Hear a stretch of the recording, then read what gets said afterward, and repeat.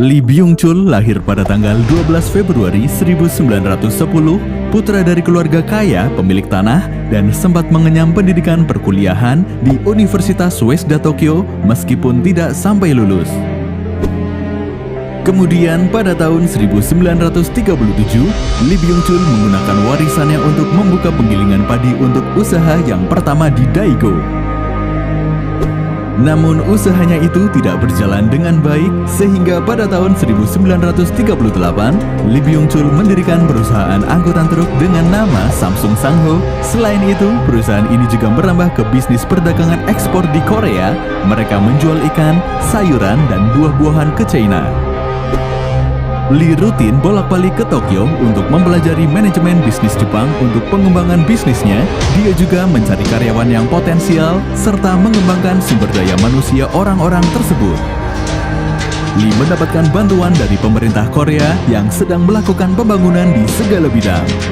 Kesempatan itu digunakan oleh Lee untuk mengembangkan bisnisnya ke sektor petrokimia, pembuatan kapal, dan pesawat terbang. Perusahaan itu berkembang dengan pesat dan Lee kemudian memindahkan kantor pusatnya ke Seoul pada tahun 1947. Ketika pecah Perang Korea, ia terpaksa meninggalkan Seoul dan memulai usaha pabrik gula di Busan yang bernama Seoljedang. Dan itu adalah pabrik gula Korea Selatan pertama. Setelah itu, Lee bekerja sama dengan bos Yosung di perusahaan Samsung Trading Corporation yang kemudian berganti nama menjadi Samsung C&T Corporation, tapi kerjasama itu tidak berlangsung lama karena perbedaan gaya manajemen. Kemudian Samsung mengembangkan kembali bisnisnya ke bidang keuangan, asuransi, pupuk, dan juga semen. Setahun kemudian, Samsung kembali ekspansi bisnis, kali ini merambah ke sektor ekspor-impor, senjata, dan kebutuhan lainnya untuk menyuplai kebutuhan perang Korea. Pada tahun 1954, Lee mendirikan Seilmogic dan membangun pabrik wol di Chimsangdong, Daegu. Dan itu adalah pabrik wol terbesar di negaranya. Perusahaan berkembang dengan pesat menjadi perusahaan besar yang memiliki berbagai bidang usaha. Pada akhir 60-an, Samsung Group mulai masuk ke dalam industri elektronik. Produknya antara lain adalah TV hitam putih, namun masih kalah saing dengan produk Jepang. Selanjutnya, pada tahun 70-an, untuk meningkatkan kualitas produk dan meningkatkan pemasaran, Samsung bekerja sama dengan Sanyo dan menghasilkan kembali TV hitam putih yang lebih bagus. Kemudian, agar perusahaan bisa berkembang dengan pesat, perusahaan membagi tugas kerja dalam bentuk divisi-divisi elektronik, di antaranya Samsung Electronics Co. Device, Samsung Electromechanical Co., Samsung Corning Co., dan Samsung Semiconductor and Telecommunication Co., dan membuat fasilitas di Suwon. Perkembangan Samsung terus berlanjut. Pada tahun 1980, perusahaan yang diakuisisi Hanguk Tongsin Jeonja di Gumi mulai membuat perangkat telekomunikasi. Produk awalnya adalah switchboard. Berawal dari produk tersebut, Samsung mulai memproduksi telepon dan fax dan akhirnya menjadi Samsung's Mobile Phone Manufacturing. Dari pabrik tersebut, Samsung telah menghasilkan lebih dari 0,8 miliar ponsel sampai hari ini. Perkembangan perusahaan yang begitu cepat dan menguasai di berbagai bidang usaha membuat Samsung menguasai sebagian besar sektor ekonomi Korea.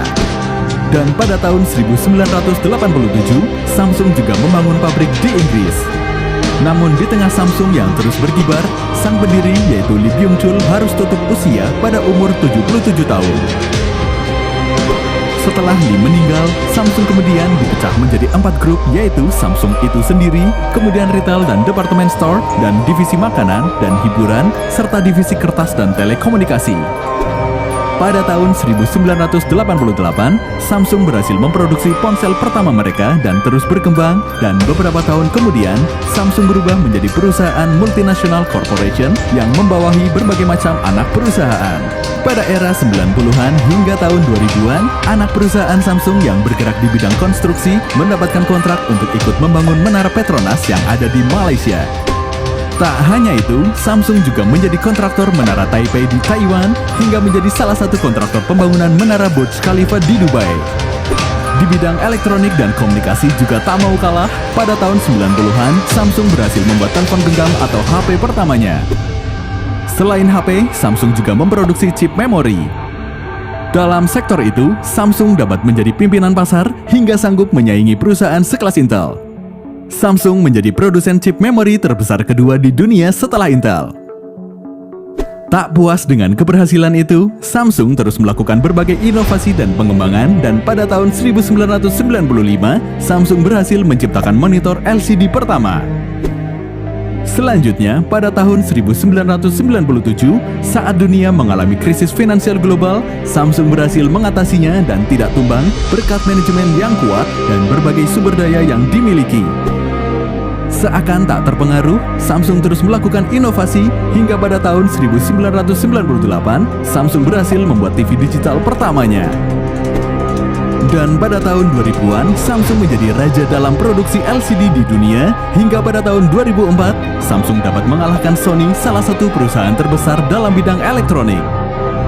Beberapa tahun kemudian, Samsung dan Sony akhirnya menjalin kerjasama untuk memproduksi LCD berukuran besar, dan mereka membentuk perusahaan SLCD. Dalam hal promosi dan juga CSR, Samsung juga tak tanggung-tanggung dalam melakukan ekspansi. Samsung memilih menjadi sponsor resmi klub sepak bola terkenal asal Inggris, yaitu Chelsea.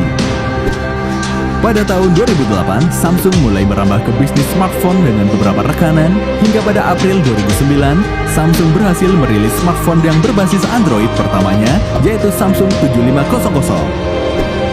Kemudian pada tahun 2010, Samsung mengembangkan smartphone tersebut ke beberapa seri. Pada tahun itu pula, Samsung juga mencoba membuat prosesor sendiri dengan nama OS Bada dengan produk Samsung 8500. Namun produk yang menggunakan prosesor OS Bada kurang laku di pasaran, hingga pengembangan OS Bada terpaksa dihentikan. Samsung terus memproduksi smartphone berbasis Android dengan berbagai tipe, sehingga pada tahun 2012, Samsung menjadi raja smartphone di dunia.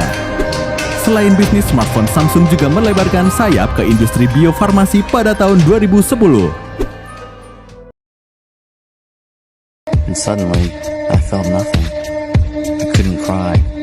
So once again, I couldn't sleep.